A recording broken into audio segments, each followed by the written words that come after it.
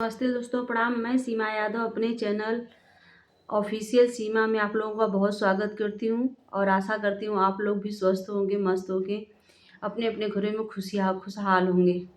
दोस्तों, मैं आप लोगों के सामने एक बहुत ही पुराना कजरी गीत गा के सुनाने जा रही हूँ। अच्छा लगेगा तो आप लोग हमें सब्सक्राइब कर लीजिएगा और लाइक करिएगा, कमेंट जरूर करिएगा। छोटा मोटा या मामा ना फरै के ना फूलै के ना फरै के ना फूलै के, अरे बालू रे बाउर झरी जाय छोट ना नदी, अरे बालू रे बाउर झरी जाय छोट ना नदी। छोट मोट बलमा ना बोलै के ना डोलै ना बोलै के ना चालै के, अरे बालू रे विदेश चली जाए छोटी ना नदी, अरे बालू रे विदेश चली जाए छोटी ना नदी।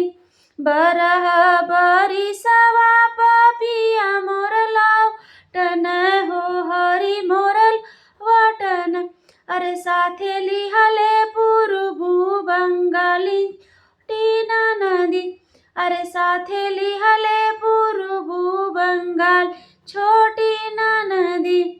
तरवारे पुड़िया ऊपरवा बखिरिया ऊपरा बखिरिया, अरे बीचवा माहुरवा कठ छोटी ना नदी, अरे बीचवा माहुरवा कठ छोटी ना नदी।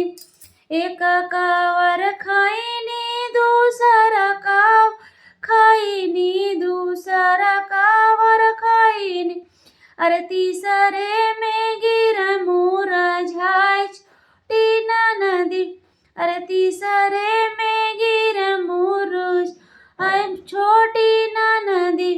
रोई रोई सजना होती खती सावन होती खती सावन, अरे हम त जानी मछरी मराई, अरे हम त जानी मछरी मराई छोट ना नदी।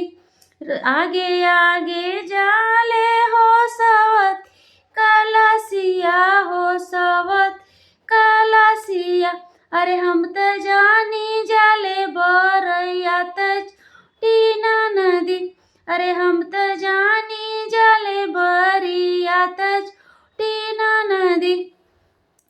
जमुना किनार जरा सवती कलसिया हो सवत कलसिया, अरे हम त जानी सीधरी भूजाले छोटी ना नदी, अरे हम त जानी सीधरी भूज छोटी ना नदी। अच्छा लगेगा तो कमेंट जरूर करिएगा। धन्यवाद।